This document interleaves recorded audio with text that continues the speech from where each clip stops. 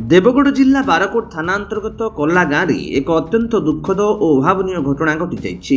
ବିଦ୍ୟୁତ ଲାଇନ ମରାମତି କରୁଥିବା ସମୟରେ ଜୀବନ୍ତ ବିଦ୍ୟୁତ ତାର ସଂସ୍ପର୍ଶରେ ଆସି ଜଣେ ଯୁବ ବିଦ୍ୟୁତ କର୍ମଚାରୀଙ୍କ ଅକାଳ ମୃତ୍ୟୁ ଘଟିଛି। ମୃତ ଯୁବକ ଜଣକ ହେଉଛନ୍ତି ରିଆମାଳ ଥାନା ଧରମପୁର ଗାଁର ଟୁନା ସାହୁ। ସେ TPWODL ଟାଟା ପାୱାରରେ ହେଲ୍ପର ଭାବେ କାର୍ଯ୍ୟ କରୁଥିଲେ। ସୂଚନା ଅନୁସାରେ କଲା ଗାଁର ମୁଣ୍ଡା ସାହିରେ ବିଦ୍ୟୁତ ସମସ୍ୟା ଦେଖାଦେବାରୁ ଟୁନା ତାହାକୁ ସଜାଡ଼ି ଦେବା ପାଇଁ ବିଦ୍ୟୁତ ଖୁଣ୍ଟ ଉପରକୁ ଚଢ଼ିଥିଲେ। ମାତ୍ର କାମ କରୁଥିବା ସମୟରେ ହଠାତ୍ ସେ ବିଦ୍ୟୁତ ସଂସ୍ପର୍ଶରେ ଆସି ଯାଇଥିଲେ ଏବଂ ଭାରସାମ୍ୟ ହରାଇ ଖୁଣ୍ଟରୁ ତଳକୁ ଖସି ପଡ଼ିଥିଲେ। ସ୍ଥାନୀୟ ଲୋକେ ତାଙ୍କୁ ତୁରନ୍ତ ଉଦ୍ଧାର କରି ନିକଟସ୍ଥ ବାମପାଡା ଡାକ୍ତରଖାନାକୁ ନେଇଥିଲେ, ହେଲେ ସେଠାରେ ଡାକ୍ତର ତାଙ୍କୁ ମୃତ ଘୋଷଣା କରିଥିଲେ। ଏହି ଦୁର୍ଘଟଣା ପରେ ସ୍ଥାନୀୟ ଅଞ୍ଚଳରେ ଗଭୀର ଶୋକ ପ୍ରକାଶ ପାଇବା ସହ କ୍ଷତିପୂରଣ ଦାବିରେ ଉତ୍ତେଜନା ସୃଷ୍ଟି ହୋଇଥିଲା। ଖବର ପାଇ ଦେବଗଡ଼ ବିଧାୟକ ରୋମାଞ୍ଚ ରଞ୍ଜନ ବିଶ୍ୱାଳ ଏବଂ ବିଜେପି ଜିଲ୍ଲା ସଭାପତି ଅରୁଣ ସାହୁ ଡାକ୍ତରଖାନାରେ ପହଞ୍ଚି ମୃତକଙ୍କ ପରିବାର ଲୋକଙ୍କ ସହ ଏବଂ ବିଦ୍ୟୁତ ବିଭାଗୀୟ ଅଧିକାରୀଙ୍କ ସହ ଦୀର୍ଘ ସମୟ ଆଲୋଚନା କରିଥିଲେ। ଅନ୍ୟପଟେ କାମ କରିବା ସମୟରେ ବିଦ୍ୟୁତ ଲାଇନ ବନ୍ଦ ଥିଲା କି ନାହିଁ ଏବଂ ଘଟଣାର ପ୍ରକୃତ କାରଣ କ'ଣ ତାହା ତଦନ୍ତ ପରେ ସ୍ପଷ୍ଟ ହେବ ବୋଲି ବିଦ୍ୟୁତ ବିଭାଗର SDO ପ୍ରକାଶ କରିଛନ୍ତି।